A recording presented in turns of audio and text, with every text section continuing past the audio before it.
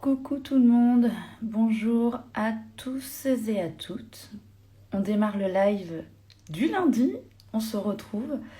Aujourd'hui le thème qu'on va aborder avec mon invité Lou Martellucci, Iva, c'est sur la reconversion professionnelle. Donc elle va témoigner de son parcours professionnel, mais aussi de cette transformation qui l'a amenée aujourd'hui à son activité de formatrice pour adultes.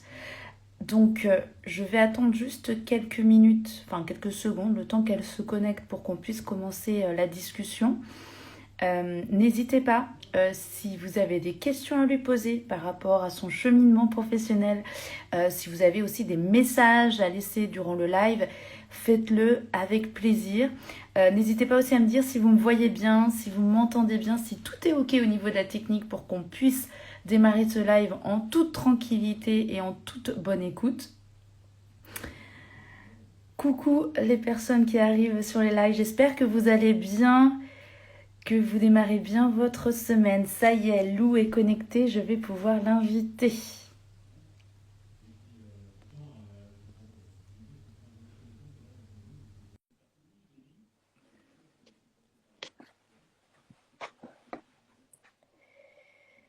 Alors, salut Lou. Coucou, salut. Comment ça va? Ça va, c'est un petit peu entrecoupé, j'espère que tu m'entends bien. Alors moi oui, alors par contre les personnes qui écoutent, n'hésitez pas à me dire si justement à nous dire si vous entendez bien, si vous voyez bien, n'hésitez pas à le préciser en message pour que tout soit OK. Bon, écoute, je te propose qu'on commence dès à présent et je t'invite à te présenter et dans un premier temps et puis ensuite on ira un petit peu plus loin sur ton parcours. Ça marche. Donc, bonjour à tous. Donc, moi, c'est Lou Martellucci.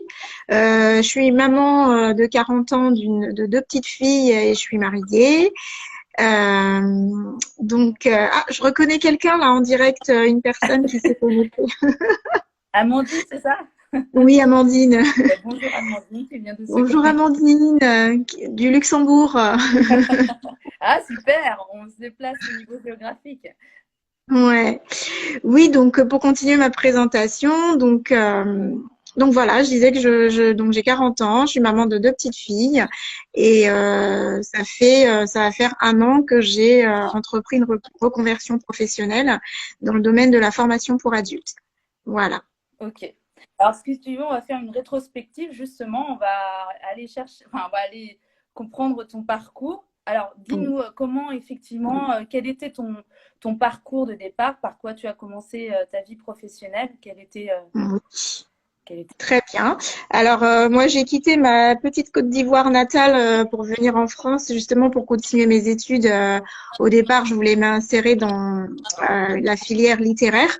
Je voulais suivre des études littéraires parce que j'étais très intéressée par le domaine du journalisme et l'écriture, la rédaction et tout ça. Finalement, les choses se sont faites différemment, donc j'ai plutôt suivi un cursus tourisme, accueil dans les transports et de fil en aiguille, j'ai été embauchée du coup à la SNCF en tant qu'agent d'escale, ils appellent ça comme ça. En fait, j'étais sur les quais et dans les bureaux aussi à l'accueil, l'orientation. Et puis, euh, et puis finalement, il s'est passé qu'il y a trois ans, la SNCF a commencé à faire une restructuration de postes, donc au sein de l'entreprise, donc à supprimer plusieurs postes, dont le mien.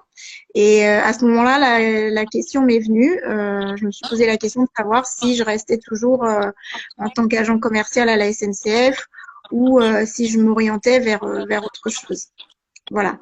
Mais en D'accord. attendant toutes ces années-là, excuse-moi, je t'ai coupé, Vanessa. Vas-y, vas-y, continue, Ouais, continue. donc je disais, en attendant, pendant toutes ces années-là, donc j'ai fait quand même 15 ans de carrière à la SNCF, hein, en tant que commercial. Comme je vous disais, je suis passée de l'accueil à la vente, ensuite au service après-vente, en boutique aussi. Et au final, je me suis posé la question à ce moment-là si c'était vraiment, ça correspondait vraiment à ce que j'avais profondément envie de faire de ma vie professionnelle. Et la réponse n'étant pas très claire, je me suis dit que c'est peut-être l'occasion de faire un bilan de compétences et de voir si vraiment j'ai pas d'autres compétences à mettre en valeur. Alors, juste, durant ces 15 ans que tu as passé à la SNCF, il n'y a pas eu justement cette réflexion que tu as eue au moment de cette restructuration? Alors, honnêtement, si, toujours un petit peu quand même. On sait très bien, hein. Enfin, moi, je me plaignais pas parce que j'avais un boulot stable. C'était la SNCF quand même. Donc, c'est voilà, on n'est pas malheureux à la SNCF. Je vais pas cracher dans la soupe. Mais au fond de moi, je savais très bien que, vous voyez, quand j'exerçais mon métier, en fait, ce qui m'intéressait le plus, c'était quand j'accueillais, par exemple, des nouveaux arrivants. Quand il fallait former, un petit peu tutorer les gens. J'étais toujours très intéressée pour ça. Aller aussi au devant quand il fallait aller, par exemple, lors de situations perturbées, quand il fallait aller au devant, expliquer les choses aux gens, faire un peu de pédagogie, faire toutes ces choses-là. J'ai toujours senti que j'étais attirée par cet esprit un peu pédagogue, j'ai envie de dire. Et donc, je sais au fond de Relationnel? moi que voilà, le relationnel et tout ça, je sais que c'est quelque chose qui m'a toujours intéressée. Donc, la question, je me la suis toujours posée, mais sans trop aller chercher plus loin, parce que j'étais bien quelque part dans ce que je faisais. J'avais une vie stable, donc voilà. Ça te sécurisait. Et puis, en fait, d'avoir cette opportunité de restructuration, ça t'a permis d'aller un petit peu plus loin dans cette réflexion. Est-ce que le bilan Exactement. de compétences, c'est quelque chose, enfin, c'est de l'extérieur, on te l'a proposé ou toi, tu connaissais déjà cette démarche et tu t'es dit pourquoi pas? Comment ça. Alors, ça m'est venu. Alors, du coup, en fait, l'autre intérêt aussi d'être dans des grands groupes comme la SNCF, c'est qu'ils ont des cellules un peu d'accompagnement dans ce type de situation. Donc, moi, j'ai été accompagnée par cette cellule-là, et c'est cette cellule qui m'a présenté le bilan de compétences comme étant une porte de sortie, en fait, pour trouver, pour me donner mettre des mots sur d'autres aspirations et d'autres compétences que je pouvais avoir. Et à Ok. ce moment-là, cibler vraiment un métier qui me correspondrait peut-être différemment. Donc, c'est comme ça que j'ai su l'existence du bilan de compétences. Après, une fois qu'on sait l'existence du bilan de compétences, il faut pouvoir trouver un bon professionnel justement qui va nous aider au mieux et qui va pas, parce qu'aujourd'hui, c'est vrai que il y en a pléthore quoi de, de gens qui proposent ça. Donc, il faut vraiment être bien orienté et il faut tomber sur les bonnes personnes Oui, et se pour être sentir à sûr. l'aise avec la personne avec qui tu vas faire le bilan de compétences.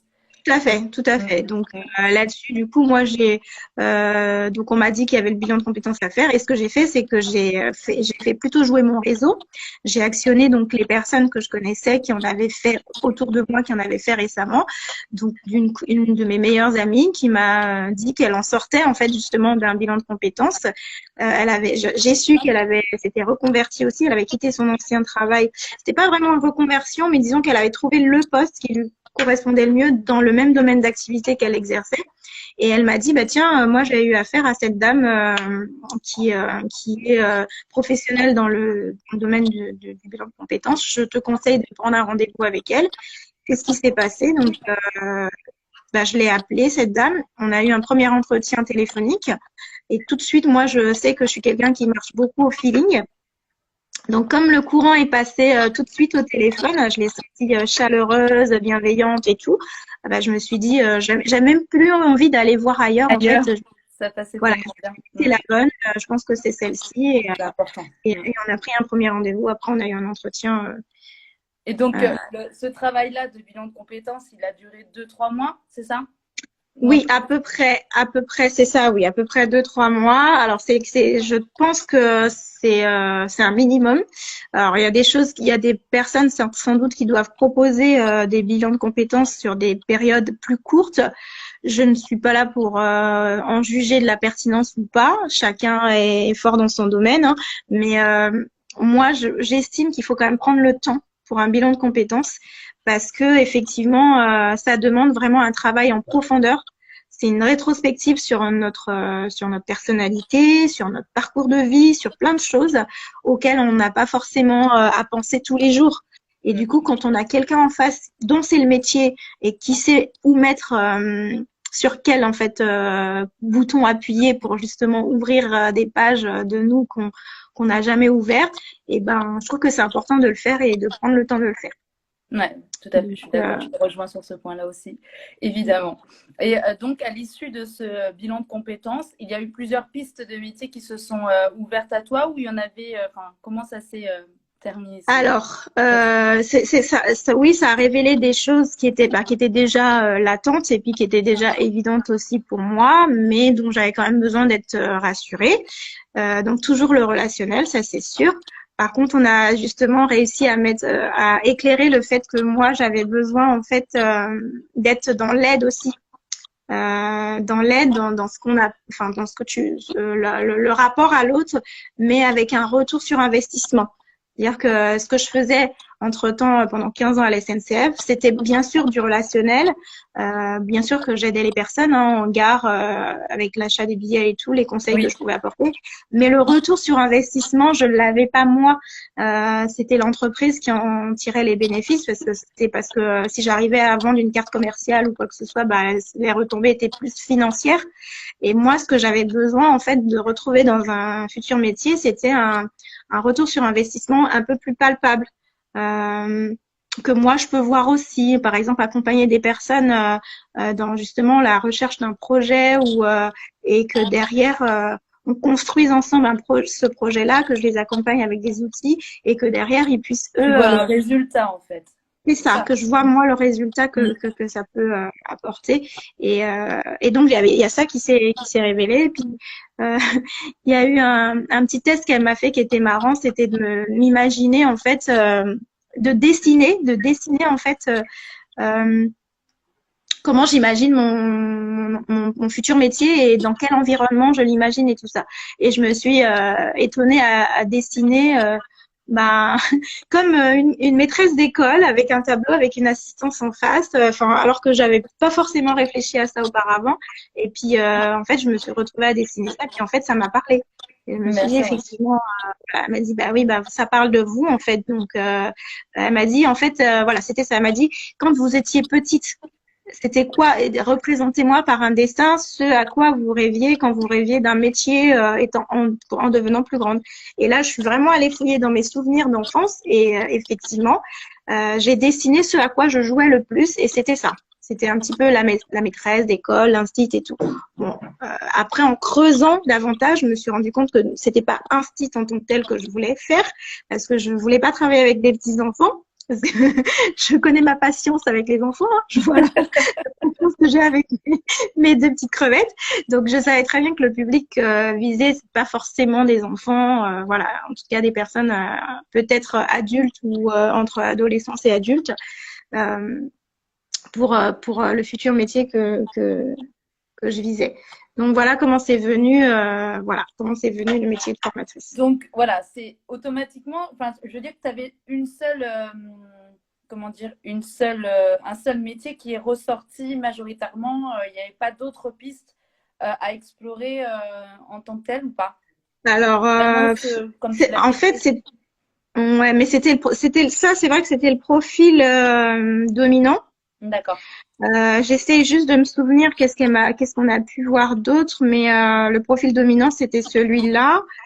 Euh, alors là, Donc, de tête comme ça, j'arrive pas à me souvenir, mais je sais qu'il y avait d'autres. Mais en tout cas, tout était lié au relationnel et à la communication. ok, On a pu déceler que j'étais dans l'oralité. J'étais quelqu'un qui était dans l'oralité. ok. J'avais besoin du coup du contact avec les autres et puis d'inter-échange en fait. Je pouvais pas, par exemple, bosser dans un bureau toute seule. Ça, c'était à bannir. Pareil, tout ce qui est numérique, les ordinateurs, trop, pas trop pour moi. Donc, Ouais, c'est voilà, vraiment dans le contact, dans la transmission. voilà, et dans le conseil aussi, beaucoup dans Ouais. le conseil, dans l'échange, et puis beaucoup dans l'oralité, voilà. Donc, c'est ça qui est ressorti en fait. Ok, d'accord. Et donc à partir de là, pour toi, ça a été, comment dire, à partir du moment où ce métier a été révélé, pour toi, c'était une forme d'évidence, il n'y avait pas de doute. Tu t'es pas posé la C'est ça. question. Ouais, ok. Ouais, honnêtement, j'ai pas vraiment eu de doute parce qu'au fond de moi, je le savais un petit peu. Alors, c'est vrai que voilà, pendant que je parle, ça vient en même temps les souvenirs. C'est vrai que j'ai voulu aussi à un moment m'orienter vers les métiers de rédacteur, où il y a même eu le profil, comment ça s'appelle ça déjà? Écrivain. Il y a un terme là, c'est écrit. Mince. En fait, c'est des gens qui sont spécialisés dans la rédaction d'écrits pour d'autres qui ont des difficultés d'écriture, justement. D'accord. Je sais plus comment. Écrivain public, voilà, c'est Oui, ça. même public, j'allais te dire ça. Écrivain public, rédacteur. Il y avait de ces choses-là aussi où il y avait beaucoup de Oui, qui est en rédaction. lien avec tes appétences du début, comme tu racontais que tu aimais bien écrire, etc. Tout à fait, tout à fait. Donc franchement, le profil révélé euh, c'était vraiment en lien avec ma personnalité en fait de tous les jours. Donc euh, exactement. C'est pour ça que j'ai pas eu trop de doutes en fait quand ce métier profil s'est vraiment révélé. Je me suis dit ça parle de moi donc effectivement. Et après la suite, ça a été la démarche derrière à faire pour aller explorer exactement ce métier. Parce que des fois, on se dit, enfin, qu'on ait un métier de nom, on s'en fait une idée, et dans la réalité, c'est peut-être pas ce qu'on a Totalement imaginé. la même chose, ouais, Donc, tout à fait. voilà, exactement. Donc, il y a une étape qui est très importante dans la reconversion professionnelle, c'est vraiment les enquêtes métiers. Et cette professionnelle-là que j'ai rencontrée, justement, me l'a vivement conseillé. Elle m'avait même donné des outils pour faire des enquêtes métiers. Donc, j'ai dû aller interviewer certains professionnels du métier de formation. C'est des choses qui se font assez aisément, hein. Les gens sont plutôt ouverts à ça. Moi, au début, j'avais un peu peur, j'étais réticente, mais les gens sont assez ouverts. Les gens aujourd'hui aiment bien parler de leur métier, en tout cas quand c'est quelque chose qu'ils ont choisi, ou même pas, hein. Des fois, ils sont aussi contents de dire, de raconter le revers de la médaille, parce que des fois, il y a des métiers qui sont un peu emblématique. Les gens aiment bien dire ça, j'aimerais bien faire ci, j'aimerais bien faire ça, mais on sans savoir vraiment ce qui se cache derrière. Et c'est intéressant d'aller vers des professionnels qui vont, eux, nous raconter la réalité du terrain. Et donc, moi, le fait d'avoir interviewé, donc j'ai interviewé une dame qui était formatrice en CFA.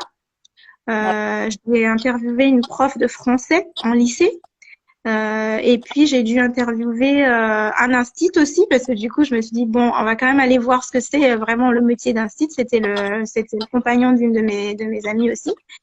Et en fait ça m'a permis justement de répondre à certaines questions concernant les différents métiers, de cocher parce que je m'étais fait un tableau avec des cases, de cocher tout ce qui me parlait à moi, les pour et les contre aussi du métier.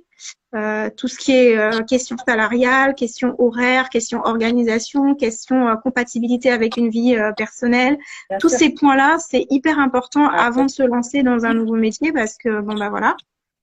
Donc aujourd'hui, ça m'a... moi, ce qui m'a poussé à valider quand même ce métier-là, c'est l'aspect, la possibilité de pouvoir se mettre en auto-entrepreneur derrière. d'avoir cette Voilà. indépendance pour la suite, c'est ça? Pour la suite, voilà. Parce que honnêtement, aujourd'hui, je travaille pour un organisme. Je ne m'en plains pas. Je suis en train de découvrir ce que c'est le salariat en tant que formatrice. C'est pas du tout ce à quoi moi je m'attendais en fait en étant salariée, en ayant été salariée dans une grosse boîte et en découvrant le salariat dans un autre type d'organisme, c'est pas du tout ce à quoi je m'attendais. Donc effectivement, je sais que je fais mon expérience au sein de l'entreprise pour laquelle je travaille aujourd'hui. J'en ferai d'autres certainement avant de me sentir légitime. Et ensuite, le but, c'est de se mettre à son compte, hein, de me mettre à mon compte en tant qu'auto-entrepreneur et puis exercer ce métier-là avec mes propres règles et voilà quoi. Donc, une fois que tu avais fait tes enquêtes métiers, donc ça a confirmé en fait la formation pour adultes plus. Et donc là aussi, tu as engagé une démarche comment dire, de professionnalisation, une démarche de formation. Tout à fait. Ouais, j'ai tout enchaîné là. Moi, j'ai Ouais. pas. Ça fait, on va dire, ça fait un an là que je suis non-stop. J'enchaîne tout. Je fais pas de pause. Euh, donc, une fois que ça a été validé, les enquêtes faites, je me suis dit bon, ok, maintenant c'est quoi l'étape suivante? Bah, du coup, il faut se former parce qu'on ne se prétend pas formateur du jour au lendemain. Et donc, je savais à peu près les domaines d'intervention qui m'intéressaient. Parce que justement le bilan de compétences a révélé aussi tout ça, c'est-à-dire que j'ai vu que j'étais très très intéressée par tout ce qui était insertion sociale, insertion et réinsertion professionnelle. Donc c'était des domaines qui m'intéressaient.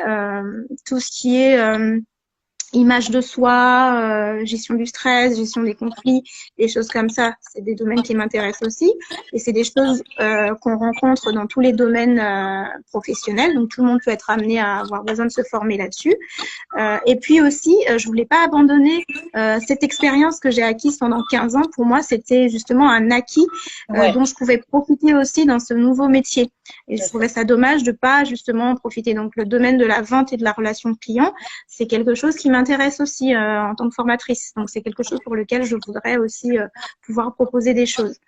Donc, pour en revenir à la formation, je me suis dit, bah, il faut que je me forme. Et du coup, j'ai commencé à regarder quels étaient les différents centres de formation qui proposaient cette formation de formateur pour adultes. Donc, j'ai fait un petit peu ma petite enquête aussi. Et puis, finalement, j'ai validé le CAFOC de Nantes. Je ne sais pas si vous connaissez, qui fait cette formation-là sur une durée de 8 mois. Euh, Sachant que j'en ai vu d'autres qui proposaient des formations en ligne assez rapides, assez express et tout. Je n'étais pas très confiante pour ce type de format. Je voulais vraiment le truc qui me donne le temps d'appréhender tout l'aspect du métier. Et là, avec le CAFOC, ça a été le cas. On a fait ça en plus en pleine période de confinement.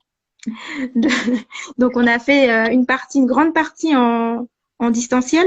C'était pas évident au début. Ouais. Moi qui n'étais pas du tout habituée au distanciel, Ben, voilà. Ça a été très très compliqué au départ. Et puis finalement, on s'y est tous fait. On était 8 dans ma session, dont 2 ont abandonné. Mais tous les autres, on a tenu bon. Et puis, c'est tombé pile poil au moment où on devait aborder nos modules qui parlaient de la formation en présentiel. Et ben, on a été déconfinés. Donc, du coup, ah, c'était bah écoute, nickel. Coup de chance. ça tombait Donc, bien. on a pu faire nos cours à ce moment-là en présentiel et puis expérimenter ce que c'était l'animation en tant que formateur en présentiel. Et donc, super. Ça s'est très, très bien passé aussi. Et puis bah voilà, ça, j'ai pu valider mes différents blocs de compétences. Et puis j'ai eu ma certification il y a quelques mois en tant que formatrice pour adultes. Génial. Et là, du coup, tu as pu te lancer dans le grand bain Voilà. pour expérimenter auprès d'organismes de formation. Tout à fait. Donc là, pareil, voilà, j'ai enchaîné, j'ai enchaîné. Du coup, j'ai été, Ah oui, tu gardes le rythme, c'est bien, tu t'es c'est sur ta ça. Je lancée. me suis dit, c'est exactement ça. Non, mais c'est ça en fait. Je me suis dit, si je m'arrête, j'ai peur de tomber dans un engrenage où, bon, ça y est, j'ai une pause peut-être de chômage, donc je vais rester en profiter. Mais en fait, je me suis dit non, il faut que tu continues dans ta lancée et comme ça, tu peux mettre en pratique tout de suite, quitte à avoir une période de pause plus tard quand ça sera Oui, creux, quand je trouverai pas, parce que c'est pas dit que je trouverai tout le temps. Mais là, pour l'instant, je trouve, donc les contrats se sont enchaînés de 3 mois en 3 mois. Et ben là, je suis sur une formation qui va durer jusqu'à fin décembre, là aussi, sur un public de travailleurs, de profils de personnes un petit peu éloignées de l'emploi du fait d'une problématique de santé ou des choses comme ça, donc qui revient pour se réinsérer professionnellement et du coup que j'accompagne avec différents outils en fait d'accompagnement. donc en fait, mis à part le fait de dépendre aujourd'hui, tu n'as pas cette zone, enfin, ce critère d'indépendance que tu convoites, mais pour plus tard. Est-ce que du coup, ça conforte justement tout le travail que tu as fait en amont d'introspection, de réflexion personnelle, de ce bilan de compétences, de tout ce travail d'action que tu as mené par la Oui, suite? bah, honnêtement, oui, oui, oui, je suis assez contente d'avoir fait ce parcours-là. Je pense que je serai pleinement satisfaite le jour où je volerai de mes propres ailes pleinement. Mais pour l'instant, je suis pas déçue. Je suis plutôt contente de moi-même. Bon, j'ai quand même découvert aussi certains aspects de ma personnalité en exerçant le métier, euh, des aides que peut-être que je connaissais, mais sur lesquelles je m'étais jamais penchée. C'était que je pouvais être quelqu'un d'assez stressé quand même. Je m'en rendais pas compte, mais du coup ça se travaille et c'est vrai que c'est pour ça que je dis le bilan de compétences il aide aussi beaucoup parce qu'on apprend sur soi et donc c'est hyper important pour Ouais, être épanoui dans son travail, même dans la vie de tous les jours, se connaître avant tout parce oui, que surtout quand on peut aller dans ce type de métier où on est dans l'accompagnement des personnes, je trouve que c'est une étape importante à faire soi-même. c'est d'apprendre à se connaître soi-même. Pour pouvoir mieux parler de l'humain, il faut que l'humain lui-même il se connaisse. Donc je pense que voilà, Ouais, tout à fait. Et tu peux pas ouais, être aligné à un job si tu ne te connais pas un minimum au départ, quoi, et si tu révèles pas voilà, certaines choses de chez toi. Ouais, tout à fait. exactement, Est-ce exactement. que toi, tu aurais des conseils ou peut-être des choses que tu as appris justement durant ce cheminement de reconversion professionnelle ou ouais, des conseils suite à ce que toi, tu as engagé Hmm. pour ta vie Bien professionnelle? sûr. Oui, ben, ce que je pourrais dire, c'est surtout, faut vraiment prendre le temps de la réflexion. Il faut prendre le temps de la réflexion et il faut surtout pas foncer tête baissée en fait. Voilà. Par contre, il faut pas non plus se mettre de barrières. Moi, ce que j'ai appris là, grâce à ça, c'est qu'aujourd'hui, tout est possible quand on le veut et quand on se donne les moyens en fait. Et surtout, faut s'écouter. Quand on sent qu'on n'est pas bien dans son travail, le travail, c'est quand même l'endroit où on passe le Oui. plus grand de notre temps. Ouais. Donc, si on n'y est pas bien, c'est un petit peu dommage. On y met beaucoup d'énergie et vraiment, il faut se sentir bien dans son travail. Et aujourd'hui, moi, je sais que c'est un métier dans lequel je pourrais vraiment m'épanouir. Pour l'instant, j'y suis pas encore à l'extase, à l'épanouissement total, hein, Tu démarres? mais je démarre, donc c'est normal, ça va venir. Mais par contre, je regrette absolument pas d'avoir fait toutes les démarches que j'ai faites. Donc, si je peux encourager, donner des conseils, c'est vraiment déjà cibler ce qu'on veut pour soi. Donc pour ça, il faut se poser les bonnes questions. Donc s'il faut aller voir consulter un professionnel, ben, il faut consulter un professionnel qui va nous aider à mettre justement le doigt sur les différentes questions qu'on se pose, qui va aussi nous aider à nous connaître un petit peu mieux et à mettre le doigt sur certaines compétences ou appétences auxquelles on n'aurait pas pensé et que pourquoi pas, on est peut-être fait pour sans s'être vraiment posé la question. Donc moi, j'encourage les gens à s'écouter vraiment et puis à s'essayer en fait. C'est pas voilà, la vie est tellement courte, voilà, faut pas rester. Je sais que c'est ça a l'air facile dit comme ça, mais ça vaut quand même le coup, je pense, voilà, de se lancer quand on sent au fond de soi qu'on n'est pas bien dans ce qu'on fait. Aujourd'hui, on a la chance d'être dans un monde où on ne fait pas qu'un métier à vie. Ouais. Donc, faut s'essayer et puis bah si ça marche pas, on revient en arrière. Faut toujours, par contre, sécuriser, baliser quand même un petit peu, sécuriser. Moi, j'avoue, je serais pas partie comme ça si j'avais pas eu l'aide, l'accompagnement que ma boîte me proposait, par exemple. Donc, ça peut se comprendre que les gens soient réticents, mais quand on peut baliser, sécuriser, bah faut pas hésiter quoi. Faut y aller et puis faut se poser les bonnes questions, faut aller voir les bonnes personnes, les bons professionnels. Les enquêtes métiers, c'est hyper important aussi, même avant, même en amont hein, du projet. Ouais. On peut déjà faire ça pour connaître, je sais pas moi, les plages salariales, les horaires, toutes ces choses-là, la réalité du terrain. Et puis après, quand on sait tout ça, ça répond à nos questions, on coche nos cases, oui, non, j'y vais pas, et puis on se lance. C'est ce que je peux dire. Ouais, ouais, tout à fait. Puis c'est vrai que comme tu le disais, après la sécurité, des fois, il faut se poser également ces questions-là. De quelle manière on veut sécuriser sa vie en règle générale pour sa vie personnelle ou sa vie professionnelle. Et parfois, en fait, il y a des voyants qui sont au vert et qui permettent justement d'enclencher, de faire bouger la situation professionnelle. Parce que, comme tu le disais, des fois, on s'imagine des choses que dans la réalité, si on se penche bien dessus ou quand on prend connaissance de certaines choses, bah, finalement, c'est pas si terrible que ce qu'on peut imaginer Ouais, dans sa tête. ouais, ouais, ouais. Mais bon, voilà, après, faut prendre le temps. Ça, c'est toujours un compromis. Et comme toi, tu l'as fait justement dans cet accompagnement, ça t'a, entre guillemets, obligé à prendre ce temps-là parce que tu avais Oui. un suivi régulier et donc ça t'a amené à changer cette vie professionnelle. Alors, je ne sais pas Oui. si Et Pierre...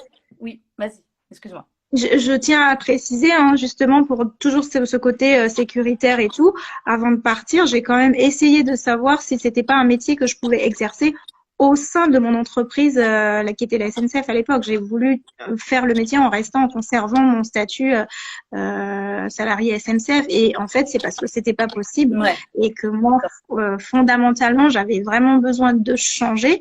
Bah du coup, bah la question ne se posait plus. Fallait que je leur dise au revoir et puis que je me lance quoi. Donc voilà. mmh.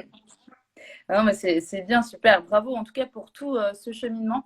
Je ne sais pas s'il y a des questions de la part des personnes qui sont présentes là actuellement à poser à Lou. Dans tous les cas, il y a possibilité. J'imagine que s'il y a des questions qui émergent en regardant le replay ou même après les personnes qui ont suivi, j'imagine que tu es disponible pour y répondre, Lou.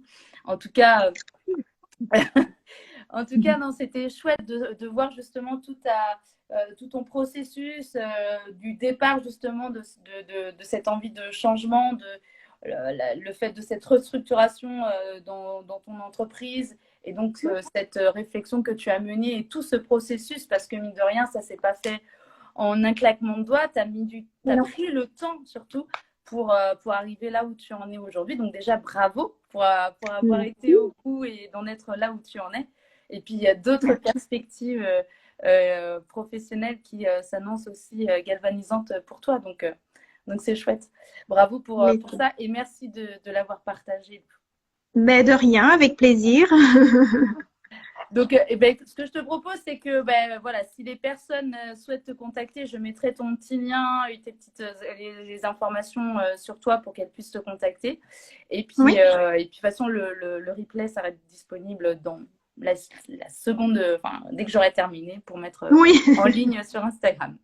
Très bien, très bien. Merci de m'avoir invitée, Vanessa. Et merci à toi surtout d'avoir partagé ton parcours. Et puis, je te laisse reprendre ton cours qui va démarrer dans pas longtemps, dans quelques Oui, oui, minutes. oui. Merci beaucoup. Faut que je prépare les dossiers. Merci.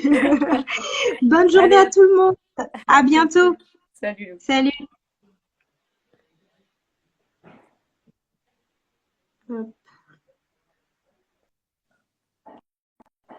Voilà, donc j'espère que ça vous a plu avec Lou, qu'elle nous a raconté son parcours de reconversion professionnelle. Donc, comme je l'ai expliqué, si vous avez des questions à lui poser, n'hésitez pas. Si vous avez des questions à me poser, n'hésitez pas non plus. On se retrouve la semaine prochaine pour un autre live. Donc, ça sera sur l'entrepreneuriat, en tout cas le porteur de projet, porteuse de projet, parce que pour la première fois, il y aura 2 personnes en face de moi. Donc, ça sera Tessie et Iman qui me parleront de les damineries, de leur projet Les Damineries, la première guimauverie 100% végétale. Donc, voilà, ça s'annonce très chouette. En attendant, je vous souhaite une très, très belle semaine. On reste en contact sur les réseaux sociaux. Passez une très belle journée. À très vite. Salut!